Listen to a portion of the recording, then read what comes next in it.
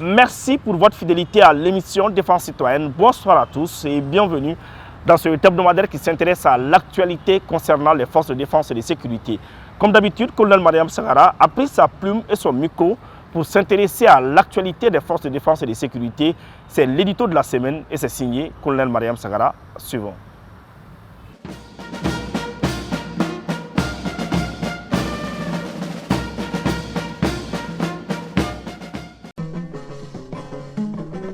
Donongora kafira sanga bonana wulu bisame ningara jayo dolinye ha jafali ibora ila mama brazula jadindo maja nyamina araba kale odo maja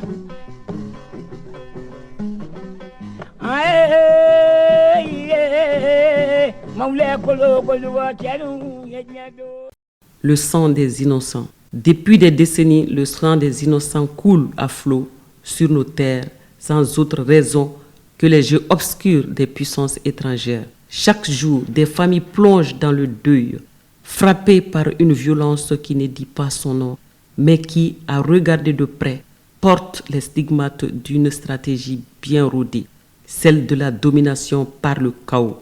Au nom de qui, au nom de quoi ces violences extrêmes s'abattent-elles sur la jeunesse de nos trois pays? Rien n'est épargné, pas même l'espoir. On prétend agir au nom d'une religion. Mais quelle foi légitimerait la fermeture des écoles, l'incendie des récoltes, la destruction des ponts, la rupture des réseaux de communication ou encore le blocage des biens de première nécessité à des populations affamées? Quel Dieu commande de brûler des greniers, de raser des villages et de profaner des lieux de culte?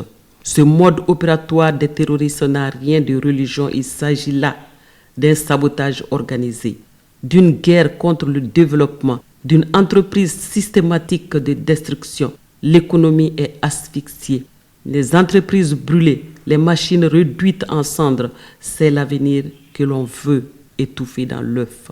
Derrière ces actes barbares se dessine la main de puissance impérialiste. Elle se cache derrière les masques de la foi et de la démocratie pour mieux endoctriner, diviser et dominer. L'histoire se répète.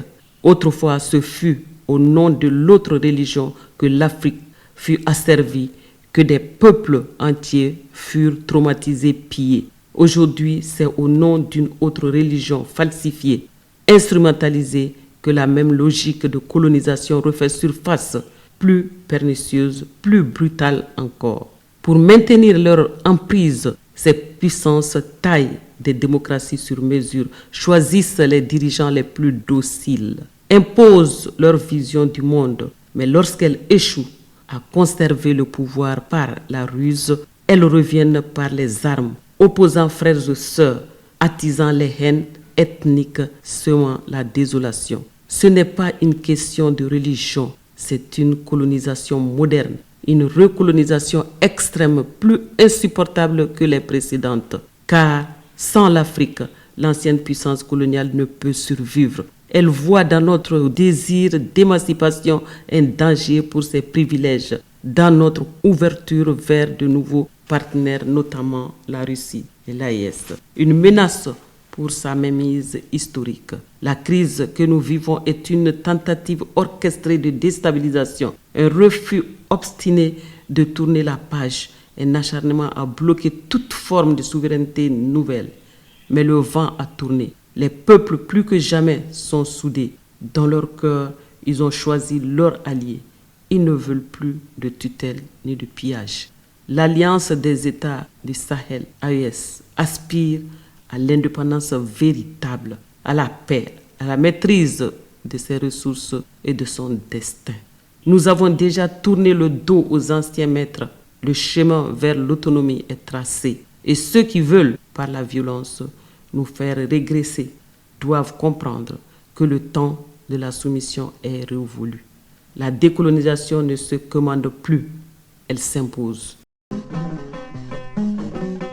Bato majarani mari basri dangoma atarida. Bato majarani tamadindri jebaro atarida.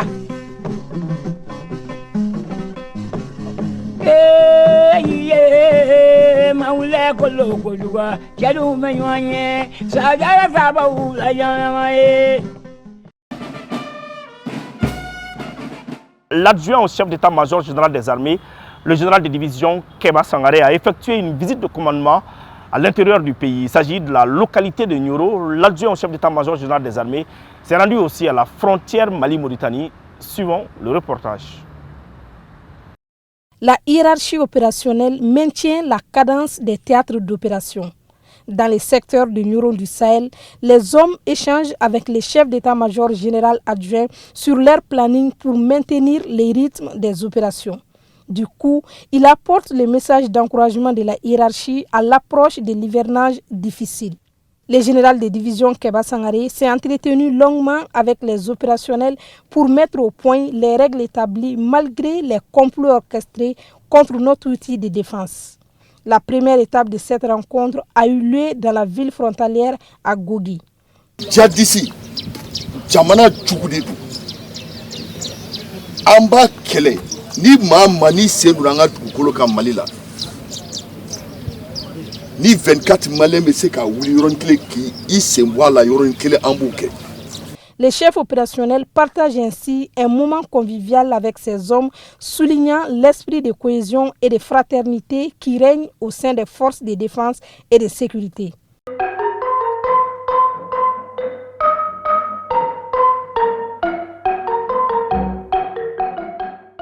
Nous sommes très émus et très contents de l'arrivée du chef d'état-major général adjoint. Ça nous rend très heureux. La situation sécuritaire est calme. Et la population est très favorable. Quand la population vit un élément inconnu, on nous fait appel directement, on va vers la personne pour l'identifier. Notre pays se repose sur des valeurs humaines profondes et cette dynamique inclut les autorités traditionnelles et locales. Après un échange fructueux avec les hommes, les légitimités locales et traditionnelles ont aussi échangé avec les chefs d'état-major général adjoint des armées. Nka foli ba bɛɛ ma bɛɛ mali autorité bɛɛ fɔ an tun dogolen de mɛ an bɛ kɛnɛma bi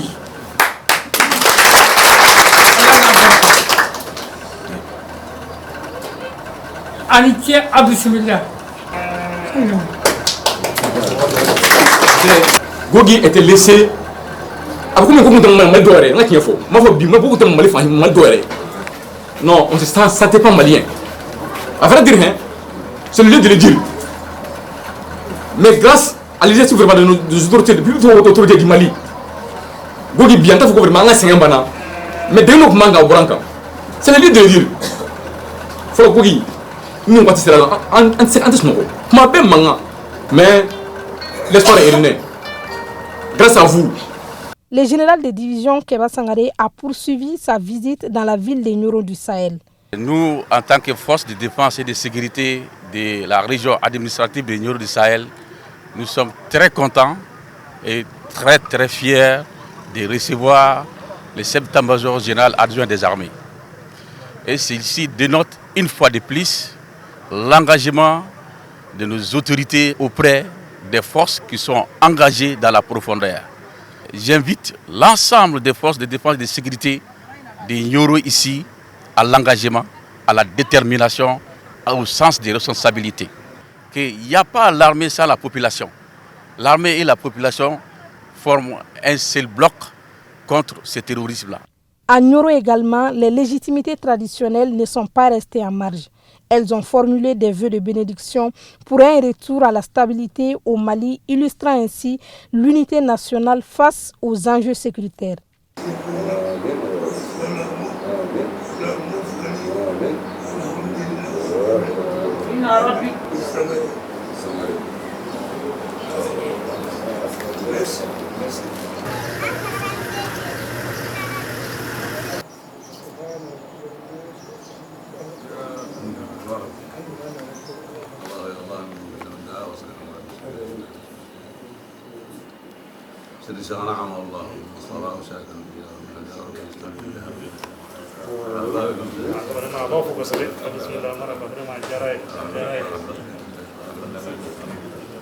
À la suite de ces visites, les hommes ont été davantage galvanisés et la population a réaffirmé tout son engagement à soutenir les forces armées dans leur mission régalienne. L'opération Dugukoloko prend en compte les lignes de frontières et au-delà, c'est-à-dire à travers les pays de l'AES.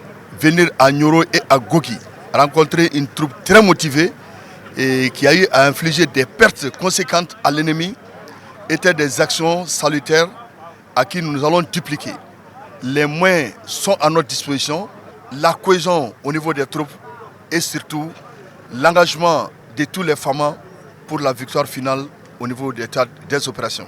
Ces déplacements du général de division Keba Sangaré prouvent à suffisance que notre pays a le contrôle total du territoire malien et le terrorisme sera définitivement éradiqué.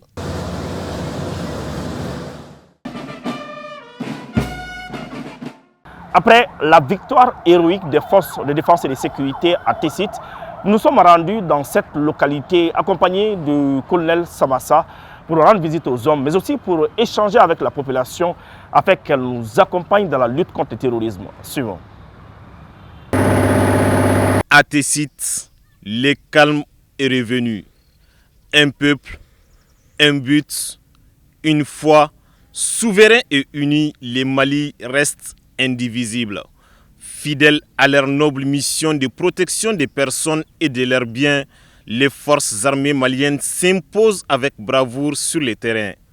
Après l'attaque lâche et barbare des groupes armés terroristes contre les postes de sécurité de Tessit, le commandant de la zone de défense numéro 1, colonel Ibrahim Samassa et sa délégation se sont rendus sur le terrain pour rehausser le moral des troupes et rassurer en même temps les populations civiles quant à l'engagement des forces armées maliennes dans la lutte contre le terrorisme. J'ai vu des hommes qui sont battus, armes à la main, avec bravoure. On les a rencontrés et le poste a été renforcé par d'autres détachements. Ensuite, j'ai vu la situation de sécurité, le processus sécuritaire qui a été renforcé. Et ensuite, je me suis recueilli sur la tombe de braves soldats tombés les armes à la main face à l'ennemi.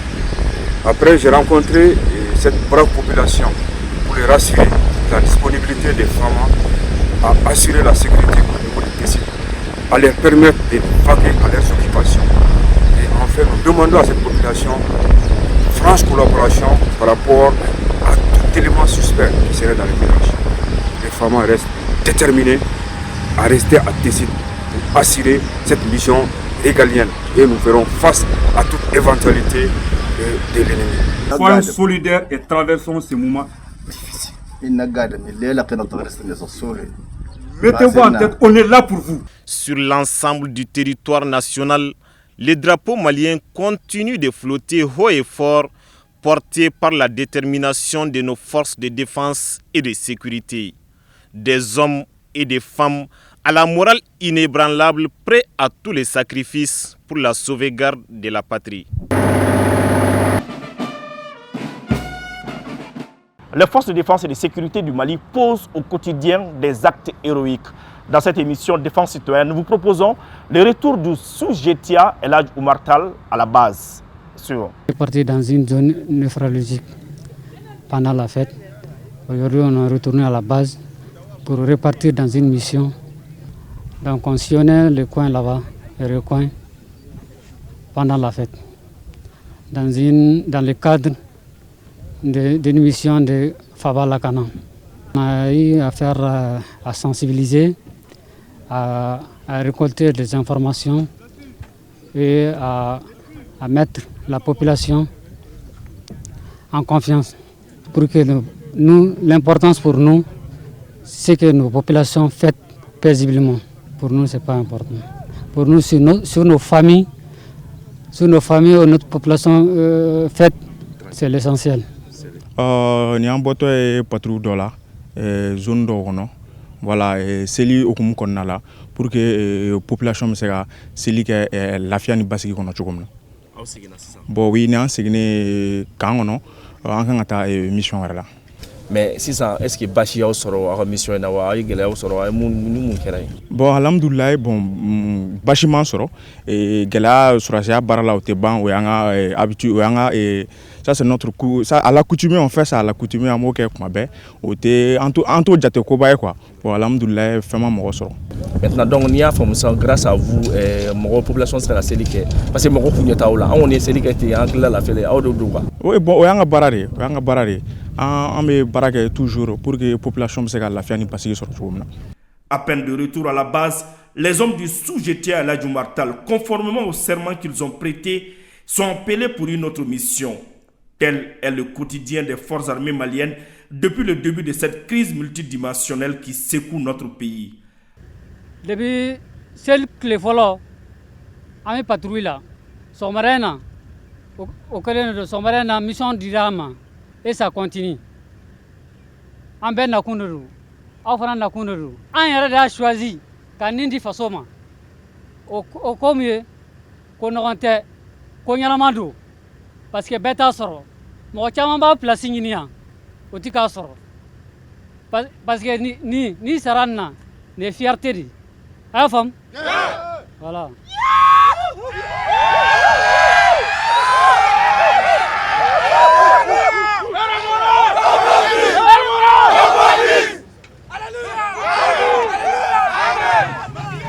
L'histoire des Mali forts face à l'adversité, les forces armées maliennes l'écrivent tous les jours avec leur sang. En tout cas, un jour, le tribunal de l'histoire rendra son verdict et des stèles seront érigées en la mémoire des héros qui serviront de guide aux générations futures.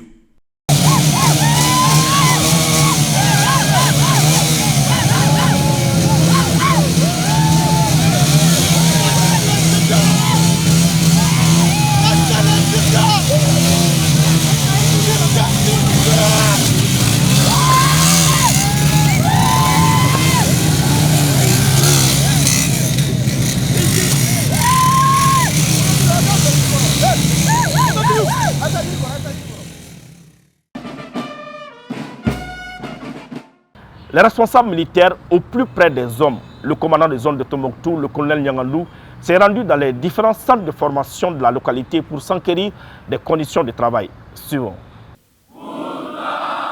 Pour les Mali, l'impossible devient possible. Ici, l'armée malienne relève un triple défi: recruter, former et combattre. Le tout dans un contexte de guerre asymétrique. Au cœur de la ville de 333 saints, sur un sol marqué par de nombreux défis sécuritaires, un nouveau souffle prend forme au centre de formation et de mise en condition opérationnelle de Tombouctou. 3 GTIA finalisent leur préparation opérationnelle avant déploiement. Une formation exigeante qui leur permettra d'affronter avec confiance les défis contemporains. Une formation n'a pas brûlé la nef en fait. N'était Mali quelqu'un fan n'a pas brûlé la bête en fait. Avec un sababu amanga et qui s'est amu réservé, amsega djougou kumbe djougou tsega doanga. O ekele fla physiquement, moralement abe. Et les formations intégrales, follow formation kuma anje doni. Mais bi alhamdulillah chama donala. Arm mambolo an yɛrɛ kun tɛ arme ndon. Mais an bɛ ka baara kɛ n'a ye. Mais bi alhamdulillah rabbil alamina ne yɛrɛ ne ye arme ndon. N bɛ se ka baara kɛ n'a ye. Jugu tɛ se ka don. Cette formation est basée sur 3 volets. Le premier volet consiste à la formation des militaires sur le brevet d'armes numéro 1 et numéro 2, le certificat d'interarmes, les certificats d'aptitude technique numéro 1 et numéro 2 et la formation commune de base. Le deuxième volet est dédié à la formation, à la mise en condition opérationnelle et les préparations opérationnelles avant déploiement des unités du secteur 3 de l'opération de Gogoloko. Le troisième volet consiste à la formation et à la mise en condition aussi des instructeurs et des unités médianes qui assurent la circulation et les missions au-delà des emprises. C'est basé sur l'ISTC, l'instruction sur le tir au combat, les modules avancés sur le sécurisme au combat, les engins explosifs improvisés et les corps à corps et les box afin de donner aux différentes unités l'agressivité face à l'adversité. Dans cette dynamique, un agent de l'OCS partage son expérience avec les stagiaires sur les dangers liés à l'usage des stupéfiants. Compte tenu maintenant de la dangerosité de la consommation de ces produits stupéfiants, il est nécessaire d'avoir une approche holistique maintenant en sensibilisant les militaires, les dangers liés à la consommation de ces produits stupéfiants. Parce qu'il y a plusieurs conséquences. Ce qui concerne maintenant la consommation de ces produits stupéfiants, il y a la conséquence judiciaire, la conséquence sanitaire, ensuite la conséquence sociale aussi. Place maintenant au colonel Niagadou, venu constater les avancées de la formation commune de base du contingent 2023. Pour que Chini passe à Djoko. Dans la formation coûteuse, on va former pour que ni Galana n'a qu'une chik Galama. On a un yachivana ABC. Parce que Yachini ne rend ni Yachin Rebc, ni Kwashin de Morocco donné ce qu'a fait. Donc, Alibi, on va au Manichesri. On met un instructeur ou faux. L'Oumoun de Koudja Alibi. Pour que Akake Aoemi. Donc, on continue Alibi Koudja. Pour qu'avec la formation dans le cas seront on met mis nos faits à Oyo Les centres de formation et de mise en condition opérationnelle de Tombouctou façonnent une nouvelle génération de militaires capables de s'adapter aux réalités du terrain. Guerre asymétrique, zone hostile, lutte contre le terrorisme. Autant de défis que les FAMAI relèvent avec détermination.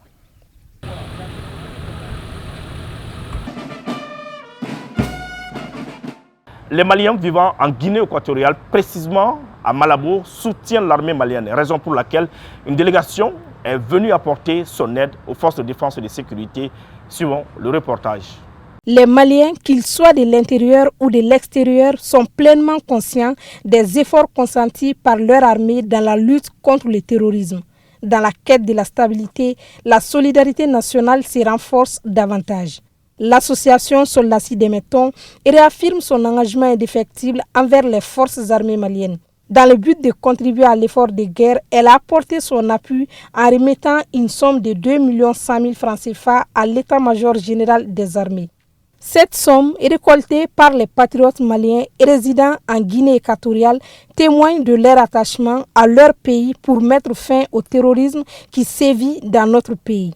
Nous sommes là cet après-midi au niveau des bureaux du chef d'état-major général pour la remise d'une contribution à l'effort de guerre de nos compatriotes qui sont établis à Malabo, à l'effort consenti par nos femmes.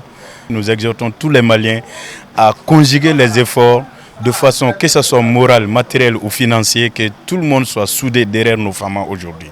L'heure est très très grave vu ce que nous traversons.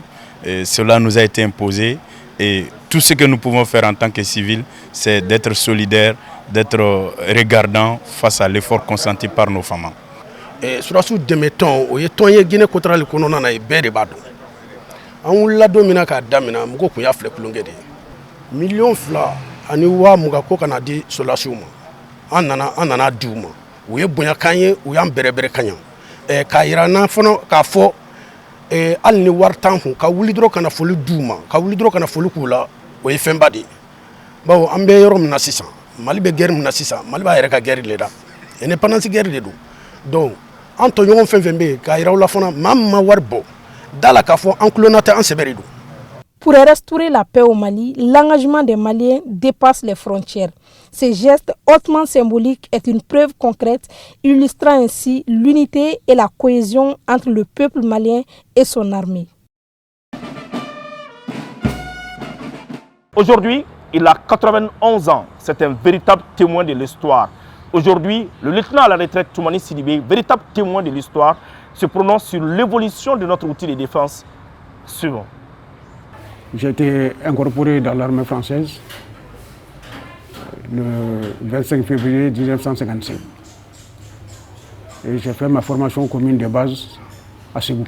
C'était le centre d'instruction le plus important. Nous avons fait 6 mois de formation. Et à l'issue de la formation, on a organisé un examen pour former des gradés. Parce qu'ils avaient uniquement besoin de gradés pour le combat, pour aller au front.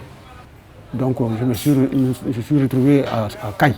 Pour la première fois, la formation du peloton 1, du CAT1, pour la première fois, ça a été organisé à Caille. C'était en 1955. Et là, il y a d'autres qui sont venus de plusieurs coins. De la Guinée, du Sénégal, de la Côte d'Ivoire. Nous nous sommes retrouvés tous à Caille. À ce moment, Caille, on l'appelait Bazou, le bataillon autonome du Soudan occidental. Donc nous avons fait le CAT1 là-bas. Et à l'issue de la formation, à peine 1 mois, nous sommes partis. La destination première était finie, était mise à terme. Donc on nous a amenés sur la France. Donc de la France, immédiatement, on nous a amenés sur le Maroc. Nous sommes venus au Maroc pour combattre. Donc le Maroc a pris son indépendance quand nous étions là. Ça, c'était en 1956. Donc dès que le Maroc a pris son indépendance, le Maroc a chassé l'armée française. Mali militari. Nous avons embarqué même dans des wagons de chevaux pour aller sur l'Algérie. Donc c'est comme ça, nous sommes partis dans des conditions très pénibles. Ils nous ont chassé alors. Ils ont chassé l'armée française. Donc nous sommes partis et on a repris, où on a commencé la guerre d'Algérie. Donc là-bas, ça n'a pas été du beurre. Hein. Donc on était confrontés à énormément de problèmes. Là-bas, ils se battaient aussi pour leur indépendance. Ils se battaient pour leur indépendance. Et l'armée française voulait continuer à coloniser l'Algérie. Donc c'est là où il y a eu beaucoup de chocs. Nous avons perdu beaucoup d'hommes. De l'armée française. Dans l'armée française. Alors, moi-même, vraiment, personnellement, je peux dire que j'ai dit plus de 100 fois que je vais mourir aujourd'hui. J'ai sauté sur les cadavres, j'ai vu des amis, alors jusqu'à ce que je disais que aujourd'hui c'est mon tour. Aujourd'hui c'est mon tour. J'ai dit ça une fois. Quand mon séjour est terminé, je suis rentré au Soudan. C'était le Soudan. Je suis rentré, ça fait 2-3 mois, j'ai rejoint Bamako.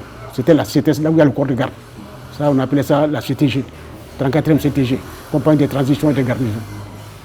Donc c'est là que j'ai même rencontré le grand-père du général Kéba, Ali Sangaré. On a travaillé ensemble. Ça, c'était son grand-père. Donc on a fait un bref séjour. Et les premiers officiers même du Mali, les Sékou, l'intendant, tout ça, ainsi de suite, ils étaient sous-lieutenants. Je les ai connus sous-lieutenants. Donc après moi, je suis retourné encore en Algérie. Le nom des djihadistes là-bas, c'était les Félagas. Donc vraiment, ils ont causé beaucoup de torts. Mais à juste titre, parce qu'ils avaient besoin de leur indépendance. Bon, puisque l'armée française était déçue, ils sont mal partis. Alors on les a renvoyés. Donc tout le matériel qu'ils avaient, ils les ont emportés. Ceux qui n'ont pas pu emporter, ils ont mis dans l'eau. Moi, je me suis retrouvé à Thessalite. Les Algériens, dans leur retraite, ils venaient à Thessalite. Et nous, on les recevait. Et le gouvernement aussi a contribué parce qu'il les a aidés moralement et tout. Le gouvernement malien a soutenu l'Algérie dans sa lutte. De façon farouche et intangible. À constater aujourd'hui que nous sommes en porte-à-faux avec ces Algériens, c'est vraiment écœurant et étonnant. C'est écœurant et étonnant, sincèrement. Moi, personnellement, j'ai dit que ça ne se devait pas. S'ils s'étaient remémorés du passé, ils ne devaient pas être en porte-à-faux avec le Mali. Donc, à vrai dire, le Mali a œuvré pour leur indépendance. Et le Mali les a aidés, matériellement et moralement. Malgré qu'il y a la guerre, le Mali avance à d'infrastructures et de tous ordres. Mais il faut voir seulement les camps militaires qui sont construits. Ça, c'est déjà très important, ça fait plaisir. La guerre, quel que soit votre degré de lutte, il y a des moments où il y a des coups bas. Ça, c'est partout. Il y a des coups bas qui arrivent. Mais ça ne veut pas dire que l'armée est faible. Ça ne reflète pas la faiblesse de l'armée. Non. Ça, c'est inhérent à la vie de combattants. Hein? Donc, il faut que la population comprenne que cette armée-là se bat pour elle, pour leur sécurité propre et la sécurité de leurs biens. Donc que cette armée gagne, c'est dans l'intérêt de tout un chacun. Donc nous devons œuvrer tous ensemble pour que l'armée aille de l'avant, que l'armée réussisse sa mission. C'est là notre salut. Pendant que nous vaguons à nos affaires et ils sont sur le terrain, dans toutes les conditions qu'on ne peut pas expliquer. Il faut que la population comprenne cela, et qu'elle s'y mette, et qu'elle aide aussi ces soldats-là. Aider comment? Côté moral et du point de vue des renseignements. Tout ça, c'est important. Cette semaine a été fructueuse pour les forces de défense et de sécurité. Les terroristes ont été neutralisés et leurs dépôts logistiques détruits. On en sait plus dans le bilan de la semaine. Dans le cadre de l'opération Dougoukoloko, cette semaine, les femmes ont mené plusieurs missions. Ainsi, le bilan de la semaine se présente comme suit. Dans le théâtre sud, le 8 juin, découverte et destruction sur place d'un engin explosif improvisé par une patrouille des FAMA dans la localité de Sebabougou. Le 9 juin, les FAMA ont procédé à la saisie d'un camion contenant un nombre important de motos grosses cylindrées au niveau du poste de contrôle de Sikasso à la sortie de Kouchala. Concernant le théâtre centre, à Sévaré le 8 juin 2025, lors d'une patrouille de proximité dans les périphéries de Sévaré à Mananko, les FAMA ont essuyé des violents coups de feu d'un groupe évoluant en moto. Le bilan est de 2 terroristes neutralisés. À Markala, le 10 juin 2025, les FAMA ont procédé à l'interpellation d'un suspect terroriste d'origine ghanéenne. Au moment de son interpellation, il se faisait passer pour un mendiant à l'intérieur de la ville de Markala.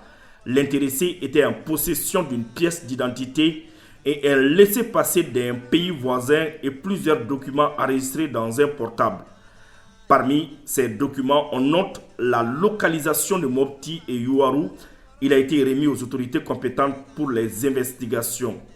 À Sévaré, le 11 juin, un individu suspect s'est rendu au FAMA. Il a été remis aux autorités compétentes pour les investigations. À Brikouaré, le 12 juin 2025, les FAMA ont procédé à la destruction sur place d'un engin explosif improvisé. À Goundam, le 12 juin 2025, une patrouille FAMA a interpellé 12 suspects à Guidengata, Naritonka et sur l'axe Goundam-Tonka et saisi 4 motos. Les intéressés ont été remis aux autorités compétentes.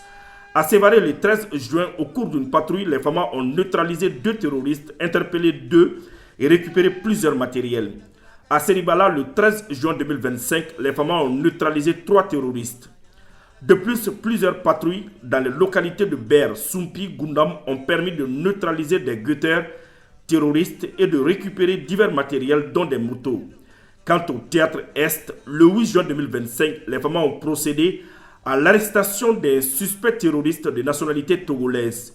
L'intéressé était en partance pour l'Algérie. Il a été remis aux autorités compétentes pour les besoins d'enquête. À Sofara, le 10 juin 2025, au cours d'une mission d'opportunité au profit du village de Koulebala Dogon attaqué par les terroristes, les FAMA ont neutralisé 3 terroristes et fait plusieurs blessés avec du matériel saisi.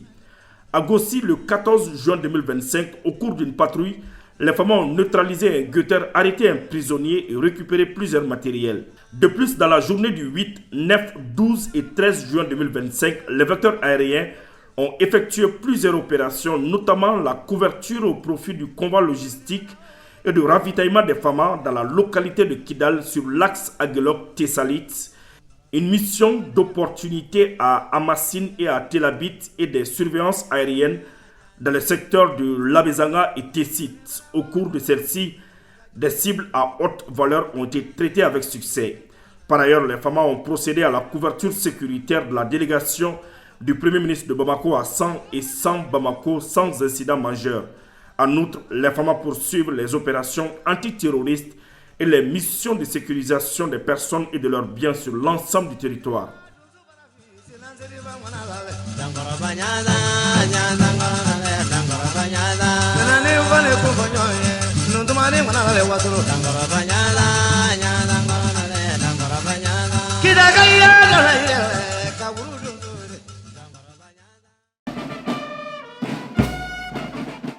Dans cette émission Défense citoyenne, nous ne cesserons jamais de rendre hommage à ceux qui ont fait le sacrifice ultime pour la patrie. C'est une réalisation de colonel Mariam Sagara et de l'adjudant-chef Adama Traoré. Suivons.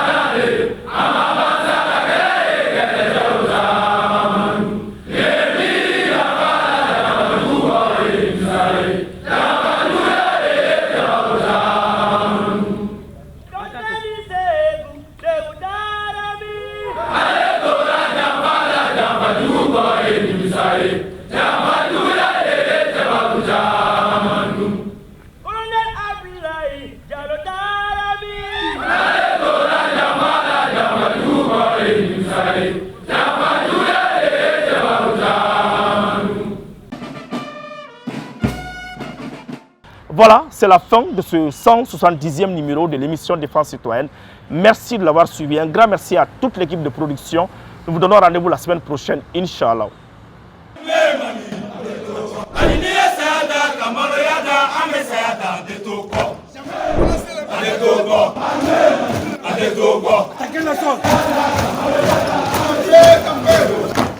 Mali.